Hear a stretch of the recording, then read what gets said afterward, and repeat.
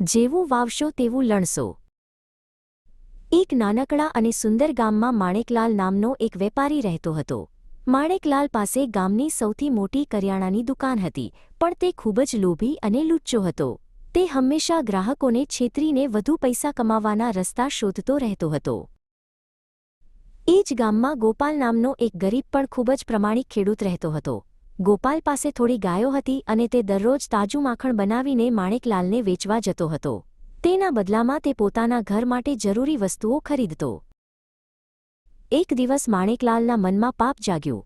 તેણે વિચાર્યું, આ ગોપાલ દરરોજ મને 1 કિલો માખણ આપે છે, પણ શું તે ખરેખર 1 કિલો હોય છે? મારે આજે તેનું વજન તપાસવું જોઈએ। માણેકલાલે ત્રાજવું કાઢ્યું અને એક બાજુ 1 કિલોનું વજનિયું મૂક્યું અને બીજી બાજુ ગોપાલનું માખણ। તેને નવાઈ લાગી અને ગુસ્સો પણ આવ્યો, કારણ કે માખણ 1 કિલો કરતાં ઘણું ઓછું હતું। બીજે દિવસે જ્યારે ગોપાલ ફરીથી માખણ લઈને આવ્યો, ત્યારે માણેકલાલ તેના પર બરાબરનો વરસી પડ્યો। તેણે આખા ગામ સામે ગોપાલને ચોર અને લુચ્ચો કહેવા માંડ્યો। માણેકલાલે બૂમ પાડીને કહ્યું, તું મને અત્યાર સુધી છેતરતો હતો।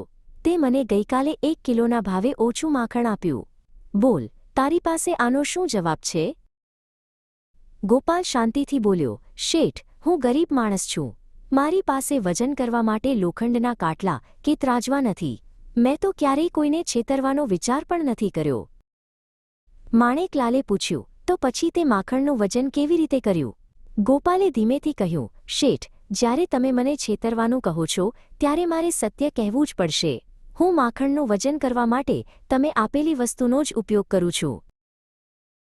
ગોપાલે રહસ્ય ખોલતા કહ્યું, હું દરરોજ તમારી પાસેથી 1 કિલો પાઉં ખરીદું છું। મારી પાસે બીજું કોઈ વજનિયું નથી, એટલે ત્રાજવાની એક બાજુ હું તમારું આપેલું પાઉં મૂકું છું અને બીજી બાજુ તેટલું જ માખણ તોડું છું।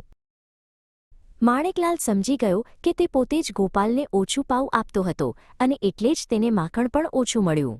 તેને પોતાની ભૂલ સમજાઈ ગઈ। જેવું તેણે બીજા સાથે કર્યું હતું, તેવું જ તેની સાથે થયું।